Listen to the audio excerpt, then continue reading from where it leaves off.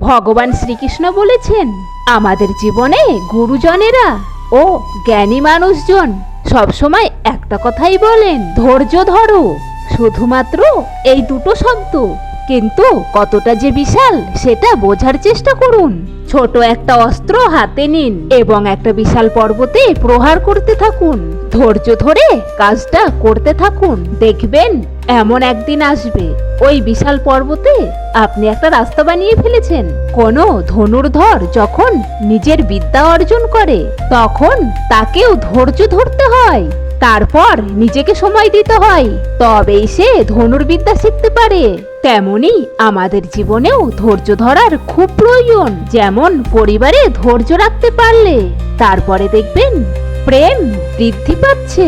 এই সমাজেও যদি ধৈর্য রাখতে পারেন তবে দেখবেন এই সমাজ আপনাকে সম্মান করবে। আর যদি আপনি নিজের জীবনে ধৈর্য রাখতে পারেন তবে নিজে থেকেই আত্মবিশ্বাস বাড়বে, নিজের বিকাশ হবে, জীবনে সবই সম্ভব যদি ধৈর্য রাখতে পারেন। হয়তো ধীরে ধীরে হবে, কিন্তু হবেই। অবশ্যই ধৈর্য রাখুন, কারণ ধৈর্যই সব থেকে বড় পুঁজি। আসুন আমরা সবাই মিলে একবার রাধা রাধা বলি। জয় রাধে রাধে।